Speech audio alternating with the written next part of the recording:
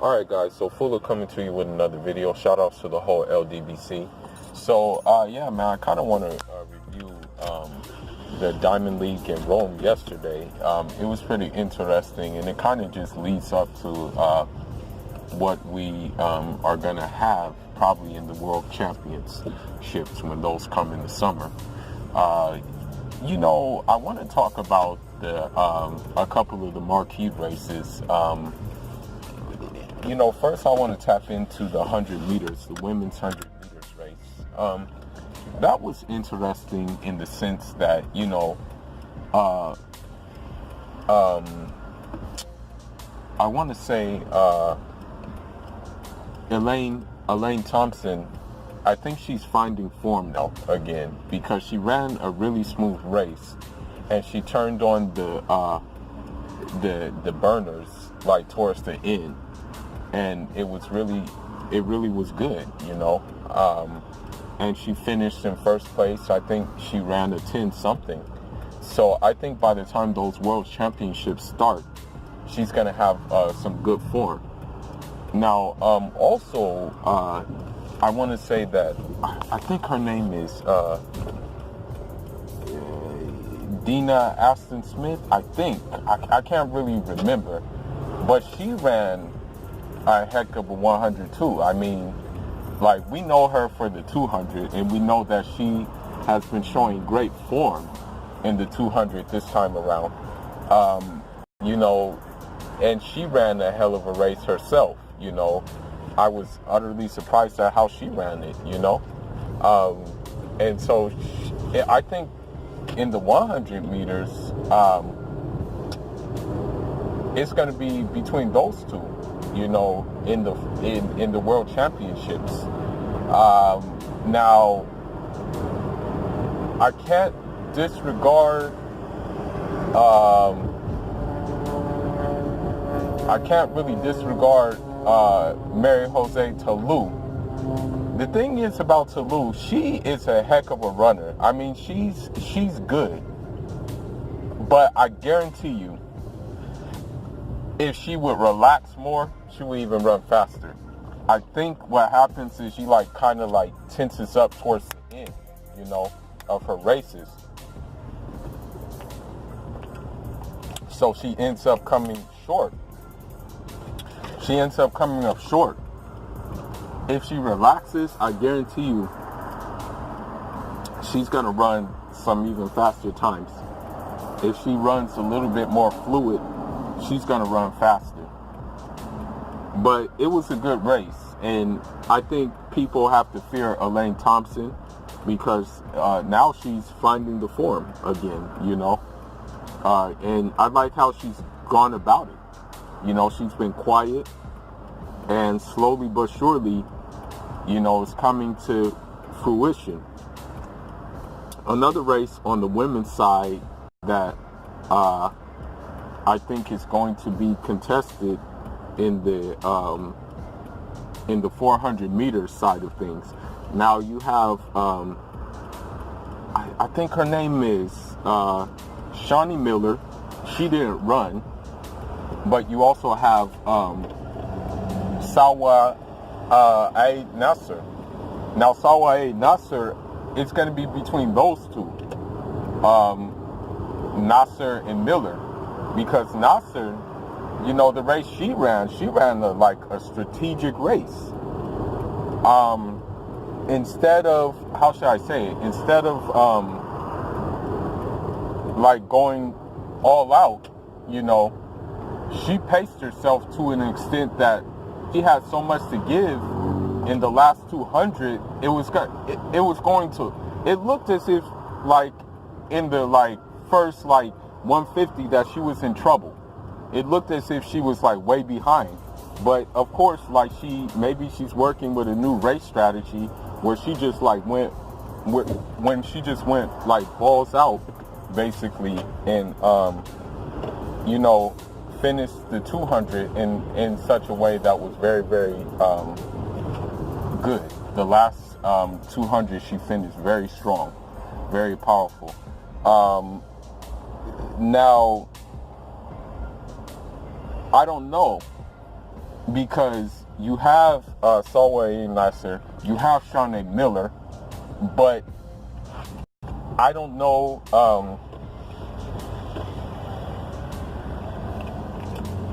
what Sydney McLaughlin is going to do. I don't know if she wants to focus on 400-meter hurdles, or I don't know if she wants to focus on open 400-meter running. But either or, she's going to be in the mix too as well. You know, it's her first season as a pro. So she's right now still getting accustomed to the rigors of the professional circuit. So we have to just wait and see what happens, you know, in regards to this. But I think at the end of the day, it's going to be between Salwa Nasser and Shanae Miller. Those will be the two competing in the 400. You know, they'll probably be neck and neck this whole Diamond League circuit. Now, let's move on to the women's long jump. I don't know. Maybe Catherine Ibarguen is focused on long jump now, more so than she is triple jump, because of the simple fact that, you know, I'm not going to lie to you, man, triple jump takes a lot out of your limbs, you know. It's one of those events that's like physically demanding on your body. You know, essentially you're putting like so much weight on your body that it's like, man, it takes a lot. It's one of those sports, man, that you have to really, really look after your body, because if you don't, it's gonna just really jack you up. I'm telling you, you know, it's gonna mess you up. So, you know, maybe Catherine Ibarguen is like just deciding to do long jump now. But, you know, she jumped pretty well, but she didn't finish first place. Brittany Reese, she jumped pretty good too, but didn't finish first. The one who finished first, I don't really know her name, but she's from Germany. You know, maybe she's a sleeper. Maybe she's gonna come out the woodwork and, you know, make some noise. I don't know. You know, we just have to wait and see. But from what I see, man, it looks like you know, long jump, as it looks right now, long jump is pretty open as far as on the women's side. Not really any woman just stands out to be like someone who's just gonna run away with it. So it looks like open field in that regards. Now,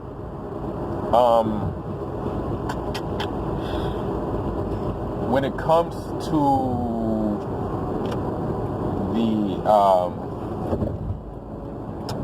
the men's triple jump, the thing is that with triple jump, you have different types of jumpers. You have guys who are speed jumpers, you got guys who are power jumpers, and you got guys who are like just well-rounded jumpers. Now, when it comes to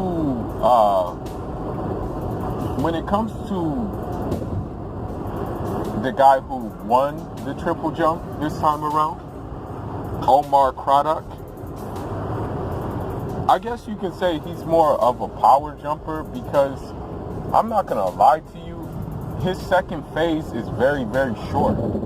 It's like uneven, basically. And so his jump phase is just really, really big. And so when his jump phase is so big, it just covers a lot of ground. But his second phase is like it's very short, you know what I mean?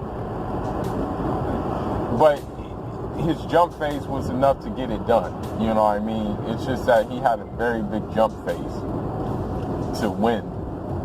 Now, my guy, he's still finding form right now.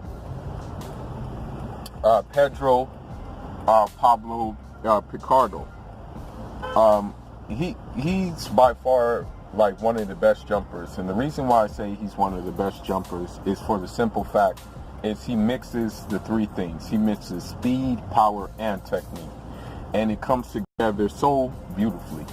And so, he didn't jump as well as he wanted to jump, but he jumped enough to just basically like let people know that he's there and he's coming. But I expect him to jump farther this season. I expect him to jump 18 this season. Like, I really expect him, because he's done it before, so I don't see why he can't do it again. So he's going to jump 18, I think what's going to happen is he may just, like, bring a little bit more speed into the runway, and then he's just gonna take off and do the 18 meters basically. That's what I expect to see from him. Now, you also have to keep in mind that Christian Taylor, he's in the wing, and he's always going to be there. Christian Taylor, Olympic champion, world champion. You always gotta really realize that he's always gonna be that guy, be the guy to beat. So yeah. Now, as far as the hurdles is concerned, I was like, I don't know, man. In the 110 hurdles, you always have that guy, Sergey Savinkov. He's there. You have, I guess, Andrew Palsy there. But of course, the man to beat is Omar McLeod, but he didn't race. He didn't do this meet though. But the one guy who's like, I don't know, man. Maybe there's something psychologically going on with him. But Orlando Ortega, man, he hasn't looked himself. I'm just wondering, like, what's going on. But I'm of the opinion that he's going to he's definitely gonna find form, and he's definitely going to deliver. I'm of that opinion. It's just a matter of time before he does it. Psychologically, I think he just has to get right, and I think he will get right psychologically. I think that will occur with him. Now, the 400-meter hurdles, that was something else.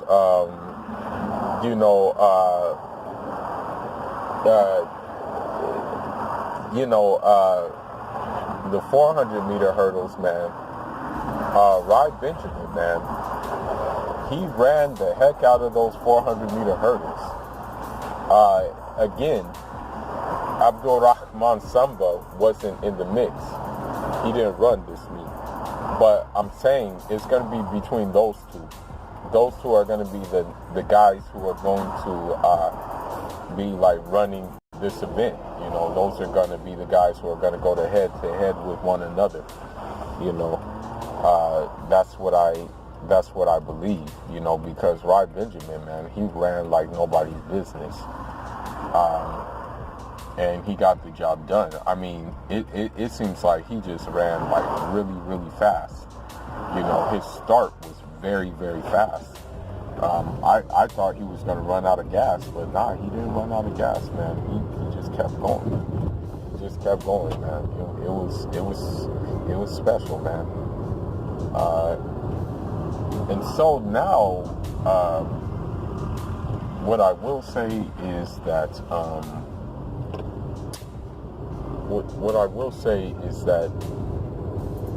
in the women's side of the 400 hurdles, man, I think Dalilah Muhammad is the one still to beat, man. I mean, I know she got the silver in the World Championships. She lost to Corey Carter. Now, I think Corey Carter came in second in this race around, but I think Dalilah, man, she mean business, man. She running very, very well. She ran a very, very smooth race. she ran a very, very good race where her energy was distributed throughout the whole track. And so I think it's between her, Corey Carter, and if Sydney McLaughlin decides to join the fray, it's going to be between those three when it comes to these 400-meter hurdles, you know.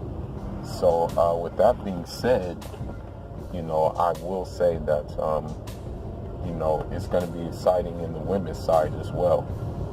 Now, last but not least, well, let me mention something, an honorable mention. I want to mention shout-outs to, I think her name is Robelis, I think. You know, shout-outs to her. Venezuelan pole vaulter. She qualified for the Olympics with her jump that she made.